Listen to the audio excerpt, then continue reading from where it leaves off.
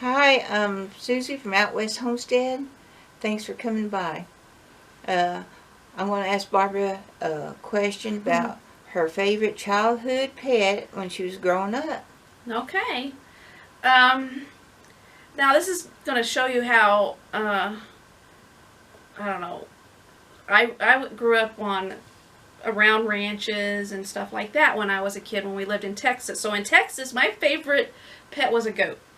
Her name was Salty because her mother's name was Pepper, and 6-year-old me thought Salty was an appropriate name for, Pepper and Salty. But, I was just a kid then, but my favorite childhood pet was a dog we got. It was actually, she had a poodle. I don't remember where you got the poodle, but she had a puppy, and I got to keep one, and she had 2 puppies, and we gave the other one to my uncle. And Holly was her name, and believe it or not, this little poodle... About her size? Or no, smaller than her. A lot smaller. Well, she was skinnier than her. Yeah. And I took that dog everywhere. She was sit down to get in front. She was a really good companion for an outdoors person. I took her hiking. Yeah. I taught her to sit with me on the motorcycle, although I never really took her, when I went anywhere on it, just when I was in the yard. She was brave. She would do everything with me, and she was a hunter, which, that's what poodles are. But my mom was practicing grooming at the time on dogs, so it was always funny to me. People would see her being like the hunter and the hiker, but she was always a dainty-looking dog because my mom was practicing her grooming. Yeah, but sometimes y'all dressed her up like a princess. Oh, yeah, we did. Well, you know how other kids play with dolls? We dressed up our dog. Yeah. But, yeah, we did. We dressed her up as a princess many times. But I miss her. She was a fun dog, It was good to have a dog while I was at that age, And yeah, she would just climb up stuff. And when Barbara went into the military, we still had Holly. So when we moved out to New Mexico, we brought Holly out here. She loved it out here. She's exploring around because she was a hunter. Yeah. And it shows you, me and Bill wasn't always smart. We went down this trail one time, and we come up to this mine, but the mine it was caved in, but the mine had opened so big, and so we told Holly, go in there and get it. Because she would, you could stick her on. She would fight a bear for you. There could have been a bear or some snake or something in there. Boy, she went right in there, and then we waited, and she come on out. How crazy was that, seeing that little poodle in that hole? Young and dumb is such a thing for mothers and daughters. Yeah, but that was so cute because she just loved to hunt. And I don't think she ever caught anything, but she's like Belle, always wants to hunt. She caught a rat one time. It was in the yard. And I felt really bad because I sicked her on it, and she went after it, and it bit her on her nose, and it cut her nose, and I felt really bad, and it made me start kind of thinking about doing that from then on. So she'd do anything you asked. And another thing I did, remember that trick I taught her to hold onto a rope, and I'd spin in a circle, and she'd hold on to it. And she was just a fun dog. And Belle is just fell in love with Barbara. She loves me. Belle's been giving her kisses and hugs. Yeah. And she's a sweetheart. Barbara's getting lots of hugs from Belle and kisses. She really loves Barbara. Oh my gosh. Well, I'm going to ask Barbara about her chickens. How does she like have chickens? How long you had them? Now 3 years. Oh, okay. She was thinking about getting them for a long time, but didn't. But she finally did. And how you feel about having them? Well, the main reason I didn't get chickens is, I finally settled down back in a rural area after, being on the move for a lot of years. I'm ex-military. My ex is ex-military. And we moved out here to New Mexico, and I guess I didn't, I kind of moved away from that style of life for a long time. I've been in cities and towns and Air Force bases for a long time. And I thought it would be too much trouble. I thought it would be harder than it turned out to be. And I finally, me and my husband decided we're going to get chickens. And, well, she helped by reminding me how good eggs taste when they're from your own backyard. And I sent her home with eggs. Uh-huh. Real eggs. Yeah, and man, the difference in taste is amazing. So we went ahead and got some chicks. And, oh, that was such a great experience. And those things will follow you like you're the mother, you know, the mama duckling. Yeah. It's just so cute. And so we got 10 chickens, 3 different breeds. And it was just a really good experience. And I don't know why I never did it, like, earlier in my life. Because it's so easy. They take care of themselves. You just got to provide them shelter and food and clean up after them. And I was having some real bad bug problems in my garden there because I live in a very, I don't know, there's just a lot of things that are growing up there along the river, and we were just getting so many pests. What river is that? The Rio Grande. Yeah. A lot of people irrigate off of it, and it's mostly used for hay fields, but there's a lot of other things grown there too. And we were getting pests after pests, and we don't like using pesticides, and it was just a constant battle. I gave up on raising cucumber because everything was getting devastated. And after we got the chickens, we had a grasshopper invasion one year. Gosh, it was so terrible. Barbara grows a food forest. Uh-huh. So them grasshoppers come in, it's like thousands. You walk through the yard. Bad. If you walked or when you were mowing, it was just waves of grasshoppers just jumping in front of it. It sounded like rain falling because there were so many of them. And that was a couple of years before we got the chickens. But since we've gotten the chickens, well, we let them out every night after the hawks had fed on all the neighborhood chickens. We don't let them out in the mornings anymore. There's just too many of them, and you can't protect your chickens, you know, when there's that many hawks. And they have really cleaned up all the bug problems we've had. Yeah. It's taking care of things. Matter of fact, what is funny, this year, it's been 3 years since I got them, we have more predator bugs in the yard now than we ever had before. It's really? like balanced out. I think we had so much stuff eating. It just seems like it's balanced out the yard and the gardens. And I have everything fenced off so they can walk between everything, and it's just been great. And then they gave us Ringo last year, and this year when my hens wanted to sit, we had a bunch of Ringo babies. two different sittings, 2 broody hens. And unfortunately the last batch was all roosters, but you know, that happened, so you know, we're working ourselves up to having to deal with that problem, because I think we really enjoy raising chicks ourselves and not having to go out and buy, you know, other people's chicks. Yeah. And we want to be more self-sufficient, so we're working ourselves up to having to deal with the rooster problem, because we have a lot of roosters now and they're going to have to go. So, but anybody who hesitates to get chickens because they don't think they have the time or they don't have the space, they don't need much space. I would prefer them to have more space, you know, if you can. You can teach, my dogs have never been around chickens, and now the chickens walk underneath the dogs. You can teach your dogs to calm down. Mm-hmm. And it's just been a great experience. You get fresh eggs all the time. And the chickens have some personality. You will become attached to them, you know, and you know, it's okay. You can balance that with culling them when you need to, and loving them at the same time. It's just about respect. Yeah. And Barbara has a wonderful food forest, and I love it because it looks wild and crazy. I love it.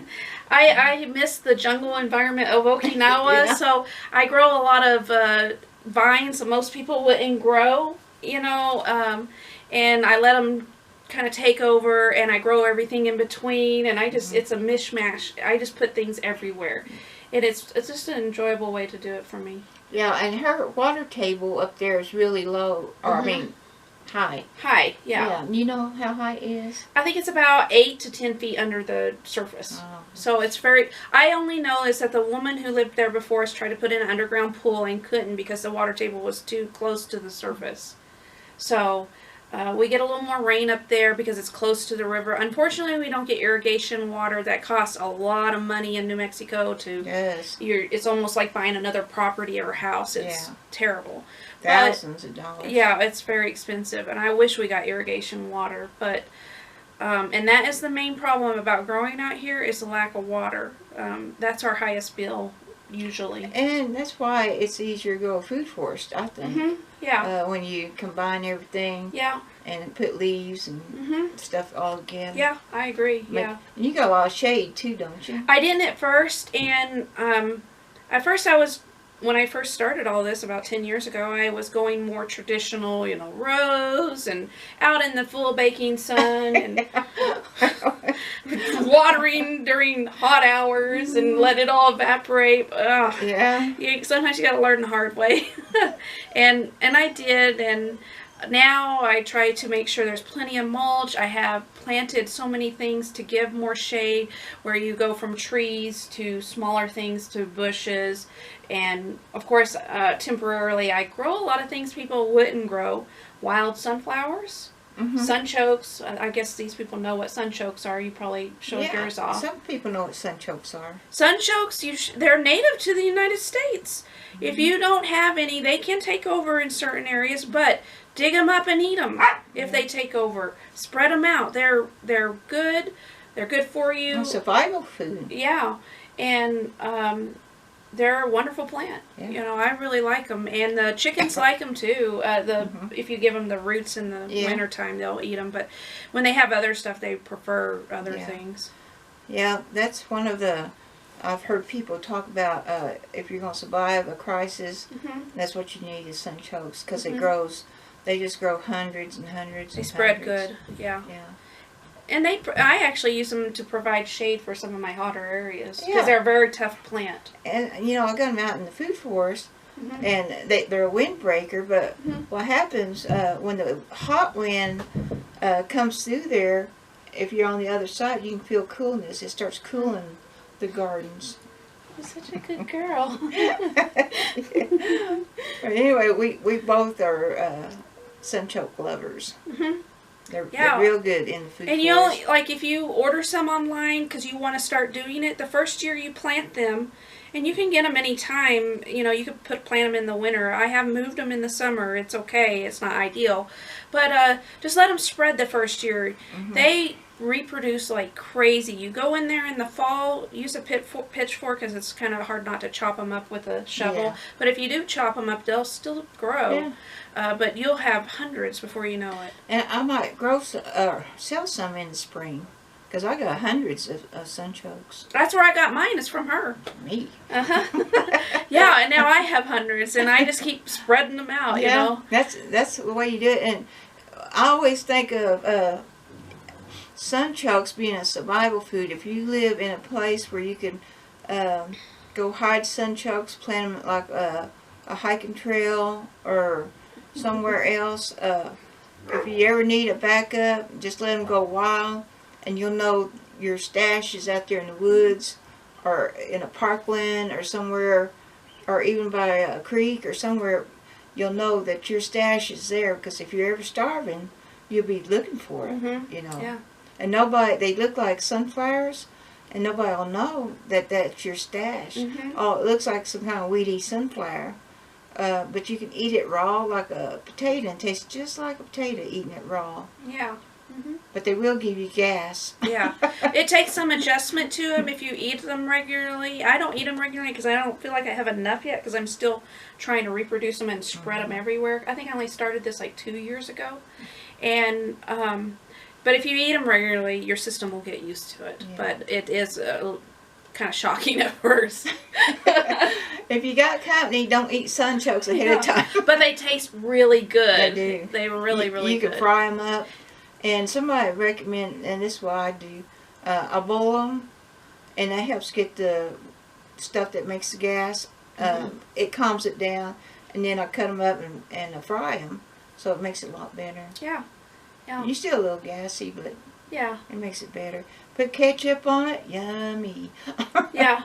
And Yeah. then, and the main reason I went to the food forest idea and started planting things, I have annuals in there, and then I plant new stuff every year. And I'm always experimenting because it's a lot harder to grow out here than anywhere else I've lived in my life. And I was getting tired of mowing. Yeah. I really was. I turned my front yard, I got a little bit of lawn left in the front yard, but I turned most of it into a food forest because now I feel like it's almost maintenance free. The chickens, walk between my little gardens, and it's shady, part of the day, and it's sunny part of the day, and it's just, it's a lot less work. It is. And I wish more people would do that because, and like I said before, I feel like the biodiversity in my yard has just expanded so much since I've done this, along with the chickens. Like, everybody's like, well, they'll eat all the bugs. They don't eat all the bugs. They balance it out, because if you don't have a predator in there eating certain bugs, they take over, and you need something in there. So, but be careful, chickens are destructive. Yeah. You gotta fence stuff off. But please, anybody, if you're sitting there going, like I did for years, chickens are too much work. They're not. They're so easy they're easier than gardening. Way easier. Well, what I like about a food forest, it seems like it takes on a mind of its own. Of course, we put bags of leaves from town, so you're getting pecan babies, will come up. But I get apricots come in there and other trees and stuff. I had a peach tree come up. Oh, did you? Yeah, I was like, where did this come from? But it was from the leaves I brought in from somebody who gave them to me. I got a young peach tree that came up. And apricots. But anyway, it takes a life of its own. Regular till garden, it sits there and you gotta baby it. You gotta water it, till it, all this. But with a food forest, and that's why I love a food forest, because it just has a mind of its own. Yeah. It's like a mother. It has a mother, and if it wants to grow weeds or anything, it cuddles the plant, and it just the food forest is it's just like a different world compared to up and down till garden. It just has a life to itself. Yeah. Do you feel that too? Yeah, I do. I kind of let it take its own path. I don't try to control it. Yeah. No control on the food forest. No, I like it that way. But Yeah. I'm actually much more wilder in my plantings than she is. I let it go. So I'll have things just growing everywhere, growing up into my trees. I just don't care. I like it like that. Oh, I like it too. Yeah, it's real pretty. But it's, Except I don't put my chickens in the food forest in the summer. We got it fixed where they patrol the edges. So. Well, I plant a lot of things that they like. I've learned what they prefer. So I have food crops for them. And a lot of my gardens, they could hop over if they wanted to. I just have enough things distracting them because I don't have very tall fences like she does in her garden. But they stay out of it because I give them plenty of things to choose from. But I plant a lot for them because they're giving me eggs. It's the least I can do for them. I like that. Well, we are crazy over food forest. And chickens. And chickens. Yeah. And they're darling too. They're Yeah. I have one at home that loves hopping up into my lap and sitting with me. It's just, he's a rooster too, and he's just the cutest thing. So. Yeah, it's fun. I like raising babies from chicks. Well, thanks for watching Out West Homestead with Barbara. I'm glad she come down and will do the interviews with me. Yeah, I think a couple more. Yeah. I've got a list. Yeah. I'm happy to answer things. Okay. Well, thank you a lot. Bye. Bye.